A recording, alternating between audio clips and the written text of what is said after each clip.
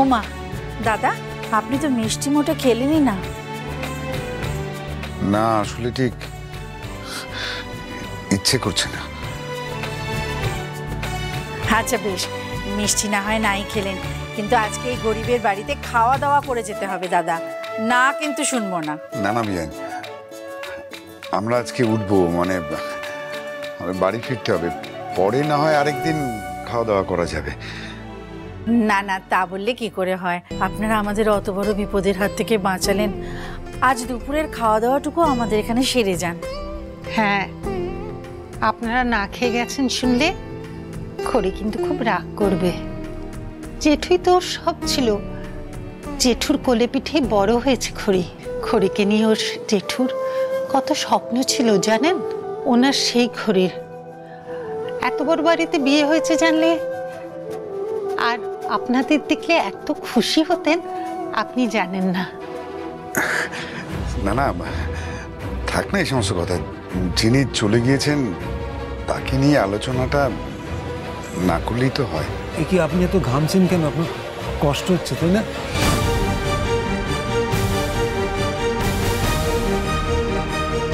না না, আসলে ওয়েদারটা খুব খারাপ তো, খুব হিউমিড। দেখুন এই বৃষ্টি হচ্ছে, আবার রোদ উঠছে, ভীষণ আনকমফোর্টেবল। আসলে আমাদের বাড়িতে তো এসি নেই, তাই আপনার তো কষ্ট হচ্ছে।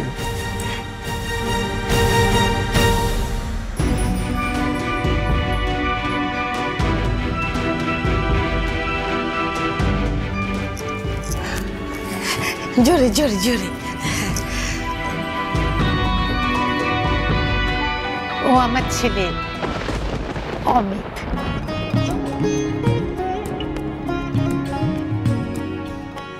শুনেছি আপনাদের অনেক বড় ব্যবসা। আসলে আমি বেশ কয়েকদিন ধরে একটা কাজ খুঁজছিলাম আর কি, আপনাদের ওখানে যদি একটা ব্যবস্থা হয়ে যায় তাহলে।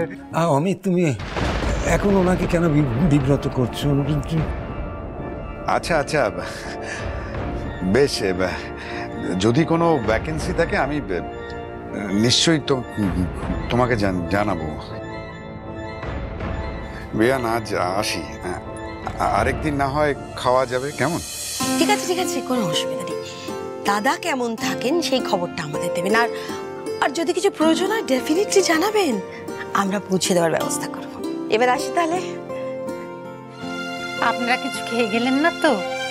আমাদের কিন্তু পরে খুব মন খারাপ করবে। হ্যাঁ সেই তো, অমন হন্তদন্ত হয়ে ছুটে এলেন, আপ্যায়নটুকু করতে পারলাম না। না না না না, এখন আমাদের আপ্যায়ন করার দরকার নেই।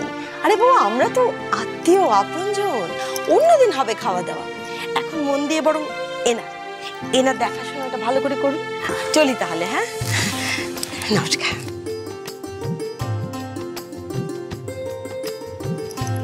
চল।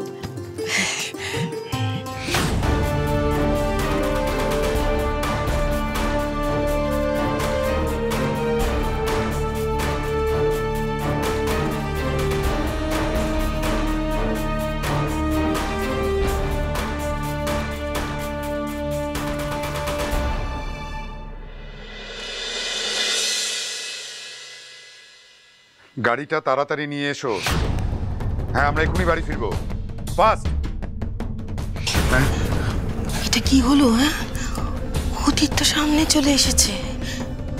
অশোক ভট্টাচার্য, খড়ির জেঠু, এই খবরটা জেনে বিপদ তো আরো বাড়লো। এবার আর কতদিন আড়াল করবি সত্যিটা?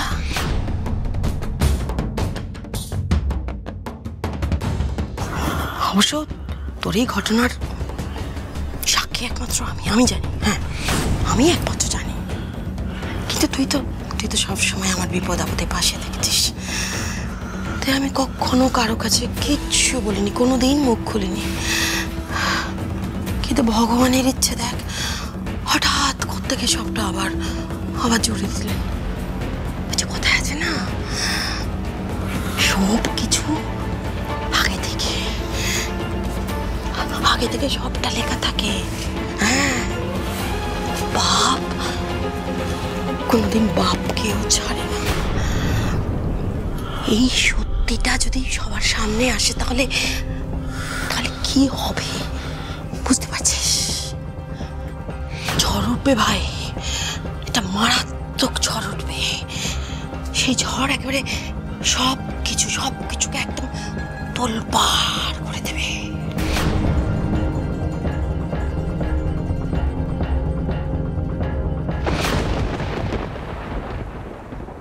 কোথায় নিয়ে যাচ্ছে বাবারে, এসব কি? একবার এদিক দিয়ে যাচ্ছেন, একবার ওদিক দিয়ে যাচ্ছেন, এখন চোখ বন্ধ করে রেখেছেন। আপনি কি চাইছেন বলুন তো? কেন আমার সাথে যেতে আপনার ভয় করছে? করবে না? আপনাকে আমি এইটুকুও বিশ্বাস করি না। বলুন না। এত গজর গজর না করে চোখটা মেলে দেখুন।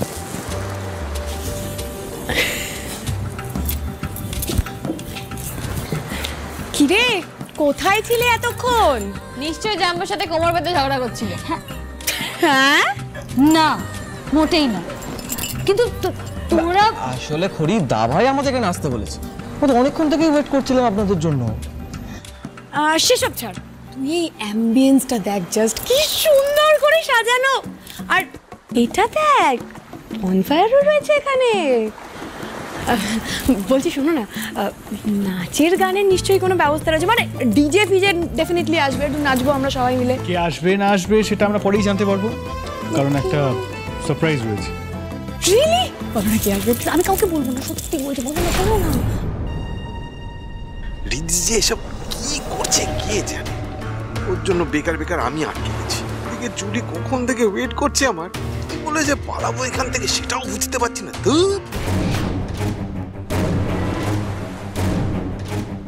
তোমার টার্গেট কিন্তু খড়ি। রিদ্ধি আর যত অপমানই করুক না কেন, চাইলে কি লাথি ঘুষি যাই মারুক, খড়িকে কিন্তু তুমি ছাড়বে না। রিদ্ধির সামনে তোমাকে আজ এমন ড্রামা করতে হবে যাতে ও আরো রেগে যায়, খ্যাপা ষাঁড়ের মতো ফুঁসে ওঠে। কি হচ্ছে সব? কি হচ্ছে? আমি আমার বউয়ের কাঁধে হাত রাখছি, তাতে বাবা অসাধারণ। তো সকালে যার জন্য আপনার মান সম্মান যাচ্ছিল, এখন তার কাঁধে হাত রাখতে অসুবিধা হচ্ছে না? মান সম্মান যাচ্ছে না এখন? এতক্ষণ আপনার মনে পড়লো আমি আপনার বউ? তখন যখন অনিকেতের সামনে অতগুলো খারাপ খারাপ কথা বললেন, অত মেজাজ দেখালেন, তখন মনে ছিল না আমি আপনার বউ? আমার বউ, দরকার হলে মেজাজ দেখাবো, কথা শোনাবো, আবার ইচ্ছে করলে কাঁধেও হাত রাখবো। সত্যি ঋদ্ধিমান বাবু, আপনাকে কিছুই বলার নেই। আমাকে অধিকার ভুলিয়ে বা অহংকার দেখিয়ে কোনোদিনই পাওয়া যাবে না, কিন্তু ভালোবাসা দিয়ে জিতে নিতে হবে।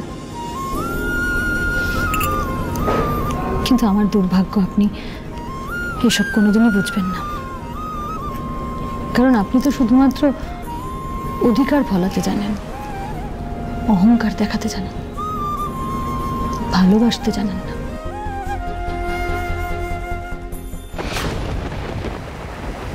ভালোবাসার সুযোগ দিলে ভালোবাসতে পারি।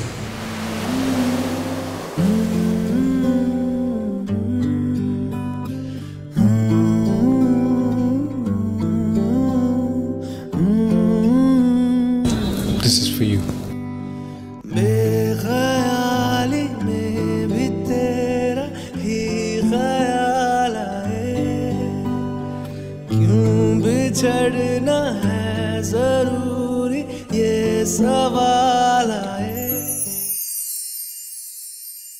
रंगवती रे रंगवती, ओ रंगवती रे रंगवती, हाय रंगवती रंगवती कोन कलता हसी पदे कहन कथा। এই রঙ্গবতী রঙ্গবতী কোন কলতা হসি পদে कहन কথা।